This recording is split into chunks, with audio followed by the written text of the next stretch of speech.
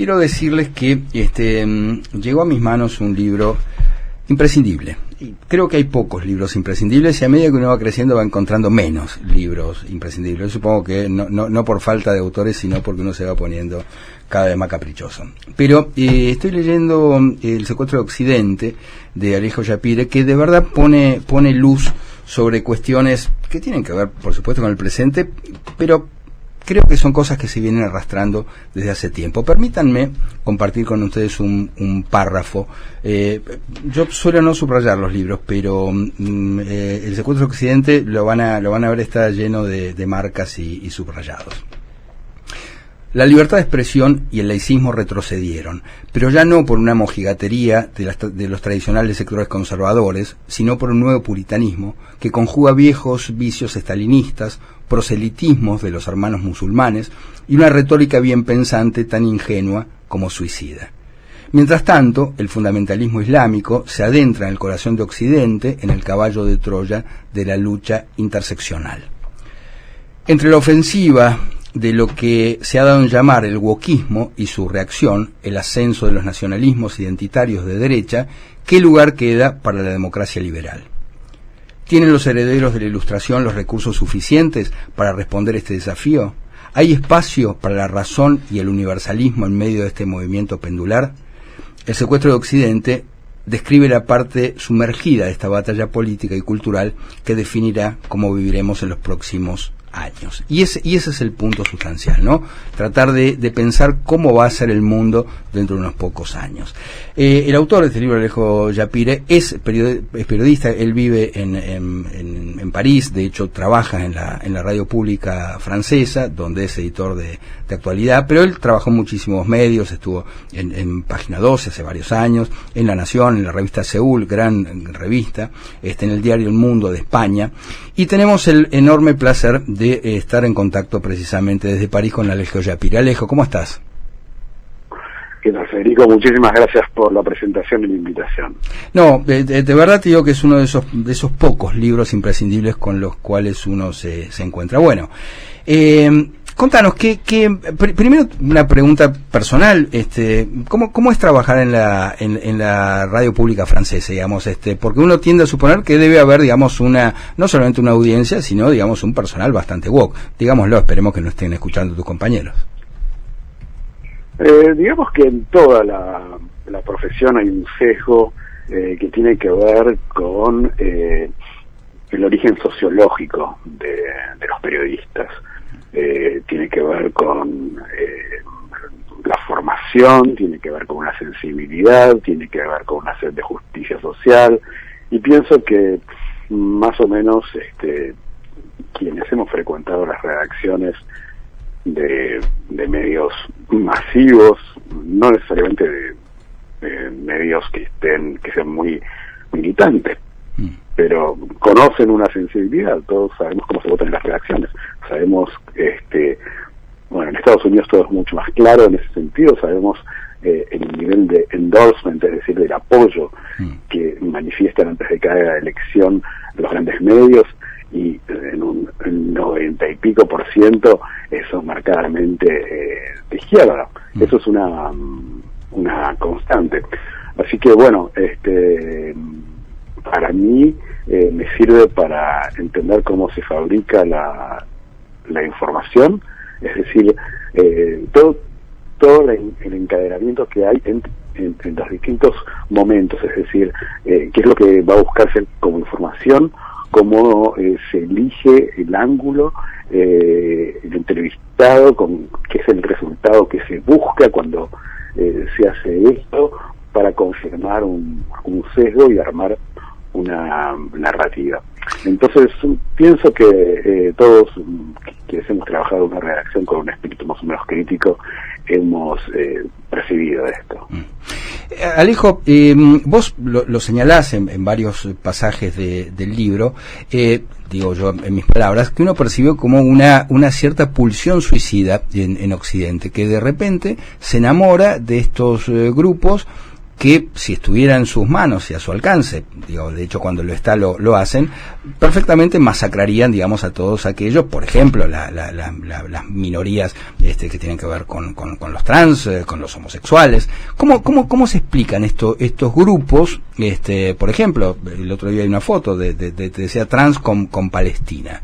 ¿Cómo lo explicás? Digo, ya casi te preguntaría desde la psicología.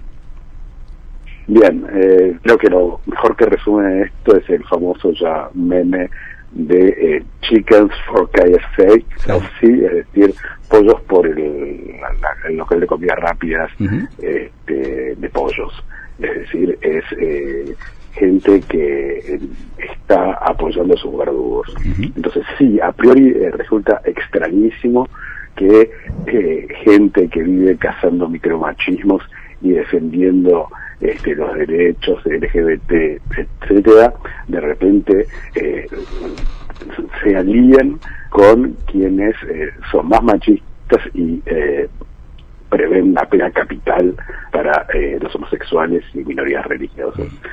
Esta contradicción se explica por lo siguiente: es un movimiento, esto que se ha popularizado como wokismo, tiene características religiosas.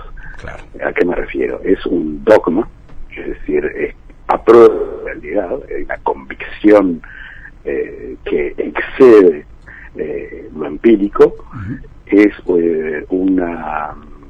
tienen un comportamiento sectario y tienen una visión del mundo que es binaria entre el bien y el mal, donde ellos han decidido quiénes son los buenos y los malos desde el nacimiento, con un determinismo absoluto, en el que dicen, toda la historia de la humanidad tiene que entenderse con una grilla de lectura extremadamente simple, que es la siguiente: todos los males del mundo fueron ocasionados por el hombre blanco occidental heterosexual, y el resto son sus víctimas.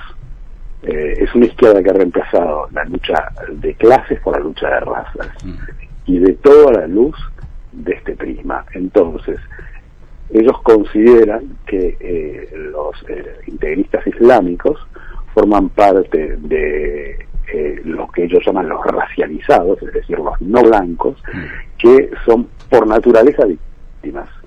Y entonces consideran que existe una transversalidad o interseccionalidad, que es los intereses de estos colectivos de gente que se ve a sí misma como víctimas, deben hacer una coalición contra ese mal absoluto del hombre blanco heterosexual. Entonces, ellos están persuadidos que esta unión es real. En realidad, los integristas islámicos los consideran unos idiotas útiles, los usan como un caballo de Troya, porque saben que así pueden avanzar con su propia agenda, que no tiene nada que ver con la tolerancia, la diversidad, ni mucho menos, que los desprecian, consideran que son los decadentes. Y bueno, pero esto ya ocurrió antes, cuando Michel Foucault estaba fascinado con la revolución islámica en Irán, porque pensaban que era una manera legítima del tercer mundo de luchar con sus propias armas contra el imperialismo estadounidense.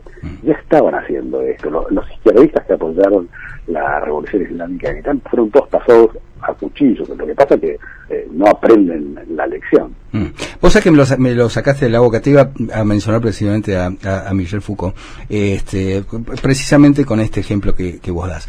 Me parece que en este sentido también Francia particularmente ha sido, si se quiere, un centro neurálgico desde donde más se impartió esta cosa woke, que después tomó su nombre en Estados Unidos. Pero me parece que muchos autores de Francia hace mucho tiempo que vienen en este mismo sentido. Ahora, la pregunta es, y esto se enlaza con tu libro anterior, que es La tradición progresista, es ¿dónde queda el progresismo genuino? Porque pareciera ser, digamos, que todos aquellos que denuncian este avance y esta tolerancia de Occidente a estos grupos que quieren destruirlo, inmediatamente te acusan como la derecha. Ahí está la derecha. Entonces es muy complicado también, digamos, esto cuando a uno lo arrinconan en un lugar que no considera propio. Entonces, ¿dónde quedan los progresismos? Digo, los auténticos progresistas, porque después tenés los otros grupos que qué sé yo, efectivamente la ultraderecha que te pone el mote contrario, ¿no? Es decir, los zurdos. Si tenés alguna crítica que hacerle al capitalismo, por ejemplo, sos un zurdo, siendo que hay muchas críticas para hacer al capitalismo. Entonces, ¿dónde ubicarse, digamos, para más allá de no ser señalados por unos y otros, para tratar de hacer un análisis al menos ecuánime? Lo curioso es que los progresistas de hoy no creen en el progreso. Uh-huh. Son gente que vive anunciando el apocalipsis climático, que dice que no hay que tener hijos porque eso genera más daño al planeta. Es gente que vive de una manera absolutamente reaccionaria, es decir, en contra del crecimiento, en contra de todo lo que tiene que ver con esa fe en el futuro. Es decir, el peor enemigo hoy por ahí del progresismo es Elon Musk, que es el hombre que está viviendo más lejos con la tecnología, que es el hombre que defiende el absolutismo de la libertad de expresión, que uno podría pensar que esos serían aliados del progresismo. Pero no, hoy cada vez que hay un avance tecnológico, siempre se refugian en los arcaísmos y están reaccionando, o sea, dejaron de ser progresistas. Ahora, para responder a lo otro, hay dos polos claramente identitarios. Está este wokismo, como se define, consideran que la humanidad se define a partir de determinismos biológicos, es decir, la raza, uh-huh, la sexualidad y eventualmente la religión, si pertenece al tercer mundo. Uh-huh.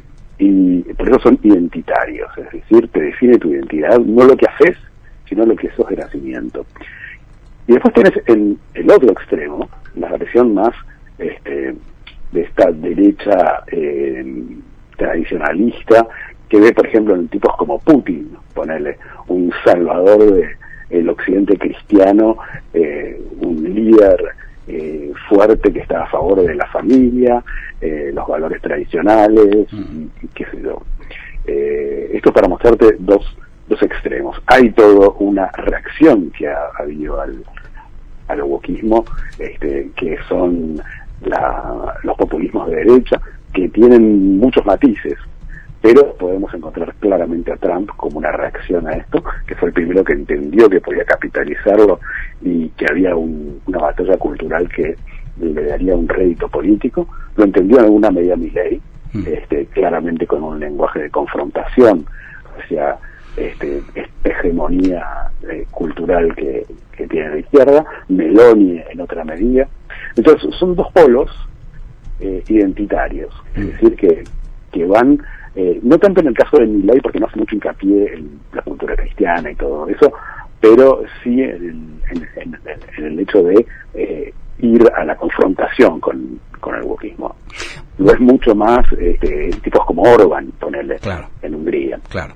Ahora, para ellos quieren que estemos, a los dos le hace bien que esté esto polarizado, ¿no? Que haya un movimiento pendular entre estos dos extremos, y los perjudicados somos los que somos, no diría centristas, pero universalistas, es decir, los que reivindicamos el hecho de juzgar a la gente por lo que hace y no por lo que es de nacimiento. Totalmente. Vos sabés que es exactamente así lo que decís. Digo, me consta, hace un tiempo me estaban haciendo, antes de que asumiera Milei como antes incluso de que fuera candidato, y en esa entrevista radial yo decía que Milei era precisamente el producto de 20 años de kirchnerismo, por ejemplo, que toda esa generación población a la que habían adoctrinado durante tanto tiempo son esos mismos los que terminaron siendo los votantes de Milei. Y al rato me escribe Milei al WhatsApp diciéndome, dándome la razón, que eso era exactamente de esa manera. Después se enojó conmigo Milei y no me habló más. Pero creo que es exactamente esto que vos describís. Entonces la siguiente pregunta es esta, ¿no? ¿Cuál es tu visión del momento de Argentina y cómo se ve a la distancia, ¿no? ¿Cómo se ve desde París? A ver, bueno, la visión que puede tener Francia en este momento de Argentina está completamente opacado por cuestiones futbolísticas y todas las polémicas que han habido con los cantitos de la selección. Ahora, lo que yo veo ahí es que sí, en algún modo Milei es el revés de la moneda del kirchnerismo y bueno, tiene una cosa es el júbilo del que patea la mesa, es un gesto absolutamente punk de Milei, es decir, dice las malas palabras y todas las cosas que descarga de energía docente de quien se rebela contra este establishment que es el progresismo, ¿no? Ahora, pienso que romper con esquemas que llevaron a Argentina a la ruina es fundamental, que hacer reformas muy necesarias y que quizás otros no se animaron a hacer porque pensaron que el país iba a estar en llamas. Pienso que es interesante eso. Ahora, lo importante acá es que baje el nivel de pobreza, que se cree trabajo, que genuino, que la educación salga de ese pozo ciego en el que está y habrá que juzgarlo a partir de eso. Si no, es un poco como en el último kirchnerismo, que a falta de poder solucionar la cuestión económica de la gente, se agarraba de todo lo que era simbólico. Entonces creaban estos kiosquitos, ¿no? Para defender la diversidad y mantener a toda esa gente y llevar todo la pelea a lo simbólico. Ahora, es el riesgo que puede correr Milei, es decir, como no tiene un aparato de legisladores, gobernadores, todo eso, siempre tiene que vivir con la opinión pública de su lado, al menos con buena parte, y para eso necesita polarizar constantemente, y eso en un momento dado no va a alcanzar. La última por mi parte, Alejo. Vos sos miembro del Foro Argentino contra el Antisemitismo, de FACA, y me consta que haces aportes muy interesantes.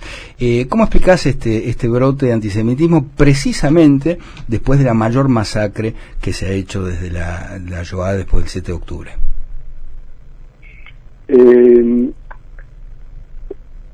A ver, creo que lo primero que hay que decir es que este antisemitismo no nació el 7 de octubre. Este antisemitismo se vio a partir del 7 de octubre, pero ya estaba ahí. Sí había una desinhibición y la explosión de agresiones antisemitas es terrible. Es terrible. Para darte una idea, Francia es interesante en algún aspecto porque es el país de Europa que concentra la mayor población musulmana y judía de Europa. Y aquí, para que te des una cuenta, según un dato muy reciente oficial, el 54% de los actos racistas en Francia son contra judíos, ¿ok? 54%. Los judíos representan menos del 1% de la población. Eso es un dato duro. Y esto no es algo que ocurrió de la noche a la mañana, esto es algo que viene germinando, que ya se había visto a partir de la segunda intifada en los años 2000, que de hecho es el disparador del libro anterior, La tradición progresista.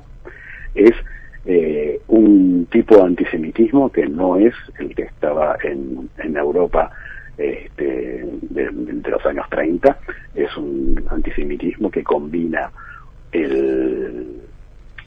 un antisemitismo de tipo islámico con un antisemitismo de tipo antirracista, y esta es la paradoja, que el nuevo antisemitismo no es el nombre del hombre árido de ojos azules, el antisemitismo hoy se hace el nombre del antirracismo.